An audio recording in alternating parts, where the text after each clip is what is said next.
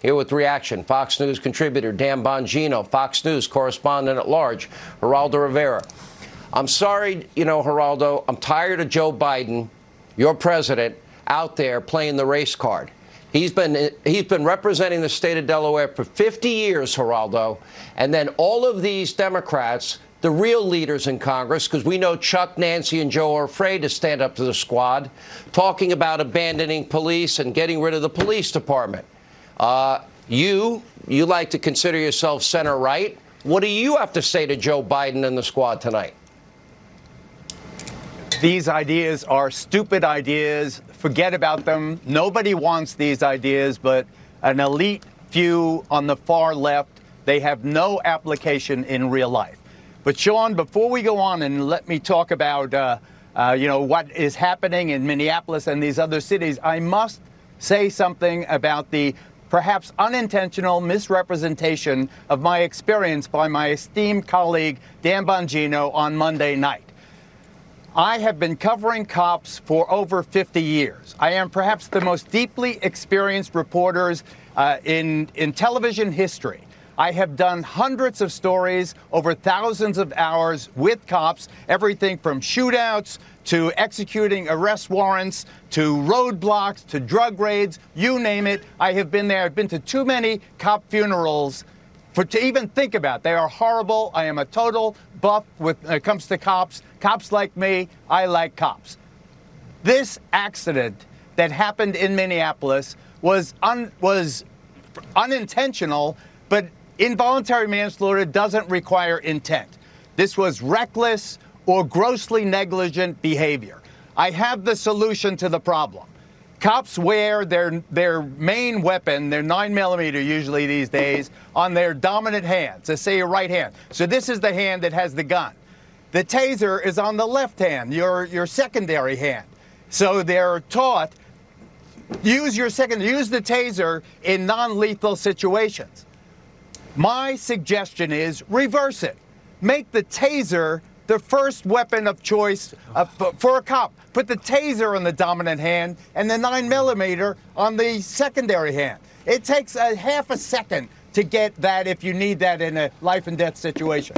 But if you have the taser in your dominant hand, you're more likely to use the non-lethal weapon, and you could avoid the 18 accidental police shootings where the cop thought he or she was using a taser, Sean. Dan Bongino. I don't even know how to respond to that. I think you'll figure it out. Give me a second here to digest the stupidity of that. Hang on, let him talk. Okay. All right, hold on a second, because you're nothing but a name caller. You're a cheap shot artist. Geraldo, you got to let him have his say. You had your say. Dan. I mean, I never talk when he talks because I like him to just say these things because they're so easy to refute, but he cannot stop talking when I do. But getting to his first point, there's a big difference between reporting on a baseball game and playing it, Geraldo. You never wore a badge, period. Not interested in your reporting on it because reporters deal with facts. And you brought the race card into it the other night when we had this debate, despite having no facts to back that up. And when I brought up the facts that there is no systemic racism, blacks are twice as likely. Here we go. Blacks are twice as likely to be shot by cops as whites per capita. How about that fact? How about that fact? According to the most comprehensive study ever done on the subject. All right, one at a time. That's the Washington Post, and they spent a year reporting it. Let him finish his thought, then you go. Really? Dan. Why do we bother? Geraldo knows everything, apparently, despite the fact he knows nothing. Dan, stop arguing over time. Now it's your turn. You have the mic. Yeah, they did an actual study on police contacts and found no systemic racism. It was the Department of Justice, their Bureau of Justice statistics. But he doesn't know any of that. But secondly, this is, again, why being a reporter about police. What, you have a 10-minute career as a cop? Geraldo, you got it. Geraldo, you've been running for office for the last 20 years. Take a Valium. Geraldo, You've been talking forever. Let him talk. You really got to pipe down. My gosh, you're a 70-year-old man. Calm down. Dan, get a hold of yourself.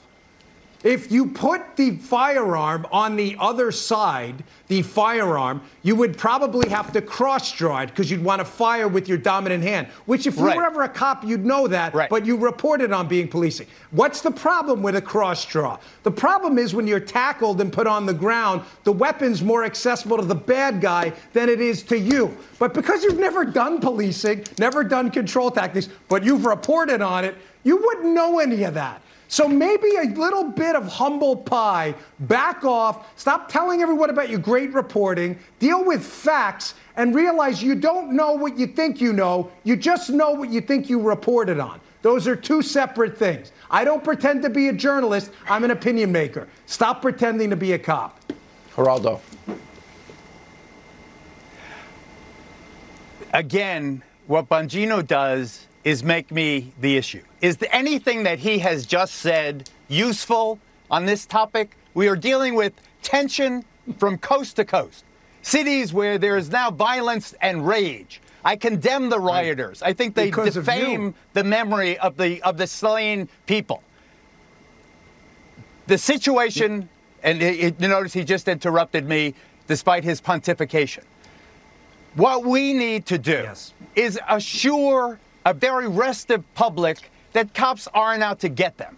We have to reassure of the black mothers. If you have a situation, there were 991 cop shootings, deaths last year. More than 2 times as many black people per capita, mostly young black men, were killed than white people. If you have that absolute fact, and you're trying to reassure a black mother, you have to have some solution. You have to say, we have to stop these trivial traffic stops. Why are 6 cops responding when Let me a bring black up another kid, point for the constraints of time. Has an expired registration tag? Let me go to Dan. Dan, we have 100 dead cops already this year that were killed by gunfire. Almost 100 cops. Okay, that happens every year. America doesn't know their names. We scrolled a lot of them the other night.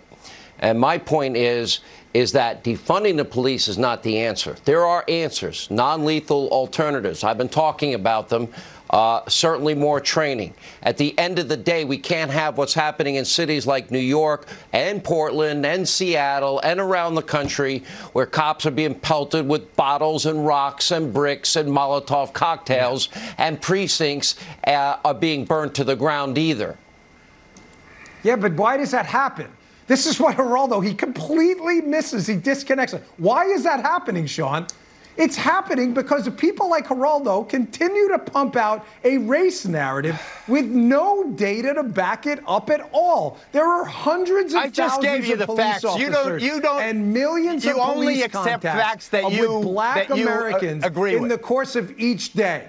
If there was a plague of police officers hunting black men down at night, then I don't understand if that's happening. Where is this massive body count? We would see this man, He's Sean. This man is why they have that rage. Data this to back man it up. with this baloney. He doesn't know anything about that woman. He doesn't know anything about that woman. Anything. He's injecting race into the argument because he has nothing else. Rhetoric. That's why.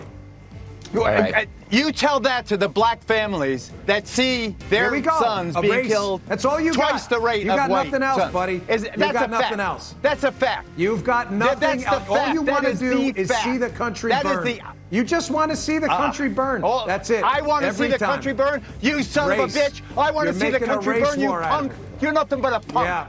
You're a punk, Bongino. You're a punk. You wouldn't tell me that to my face. We'll leave it there. Coming up, the left continues.